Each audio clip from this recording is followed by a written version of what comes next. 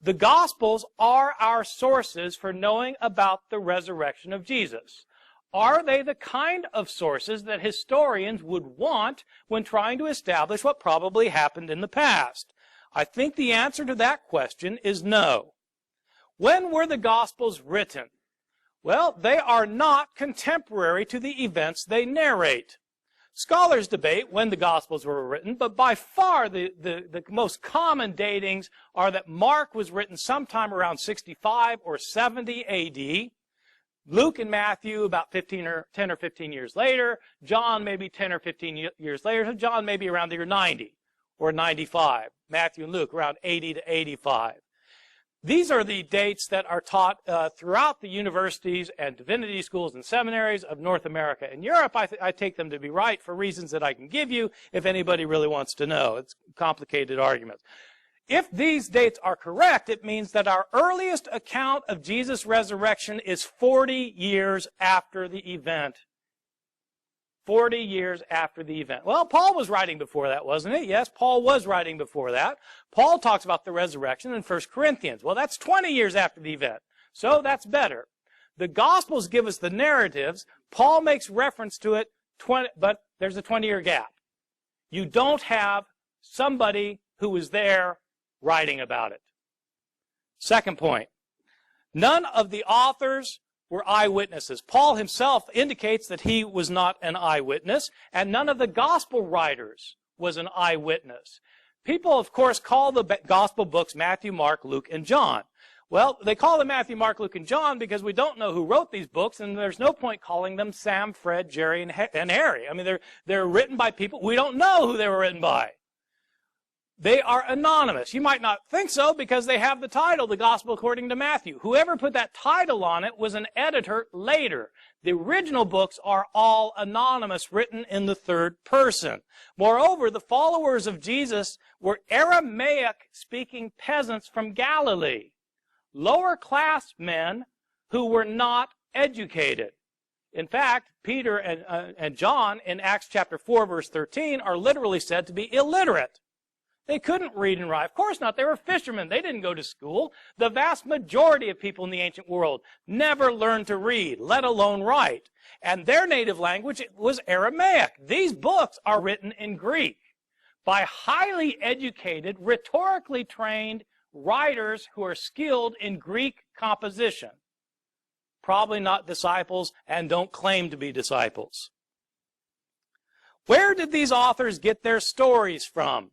Well, if they were not disciples of Jesus, they must have heard the stories from somebody, who heard the stories from somebody, who heard the stories from somebody, who heard them from somebody. Stories about Jesus, including his resurrection, had been in circulation year after year after year from the time that his disciples knew that he got killed and believed he got raised from the dead. They told stories to convert people. They improved the stories sometimes. They changed the stories sometimes. The stories got modified in the process of transmission over the course of decades before anybody wrote the stories down. These stories are based on oral reports that have been in circulation for decades. What happens to oral reports in circulation year after year, decade after decade? They get changed. What evidence do we have that the stories about Jesus' death and resurrection got changed? You can read the stories yourself. Simply read Mark's account of Jesus' death and then read John's account of Jesus' death and make a list of everything that happens in both and compare your lists. You will find that there are stunning differences. In fact, there are discrepancies. Let me give you just a list of very quick examples. What day did Jesus die on? That's a simple question. And luckily, we're told in both Mark and John. In Mark's gospel, we're told that Jesus died the day after the Passover meal was eaten in Jerusalem. John tells us explicitly, chapter 19, verse 14, that Jesus died the day before the Passover meal was eaten, on the day of preparation for the Passover. That's different. He couldn't die both days. What about the time? According to Mark, he died at 9 in the morning. According to John, he wasn't condemned to death until afternoon. John 19:14. These are accounts that differ from one another. Did Jesus carry his cross the entire way to Golgotha, or did Simon of Cyrene carry it? It depends which gospel you read. Did both robbers mock Jesus, or did only one of them mock him and the other come to his defense? It depends which gospel you read. Did the curtain in the temple rip in half before Jesus died, or was it after he died? It depends which gospel you read. I can give you the references for all of these if you need me to, or you can look them up yourself. I'm not making these up. Those are just differences about Jesus' death. What about differences in the accounts of his resurrection? Well, who went to the tomb on the third day? Did Mary Magdalene go alone, or did Mary go with other women? Depends which gospel you read. If with other women, how many of them were there? What were their names? And which ones were they? It depends which gospels you read.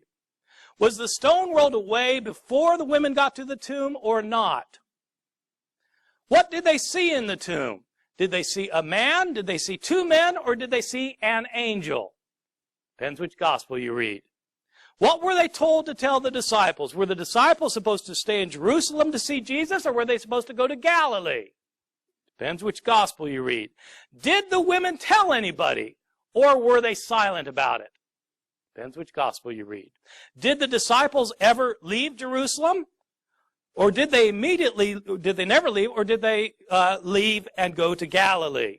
Depends which gospel you read. My conclusion, these are not reliable historical accounts. There are too many discrepancies.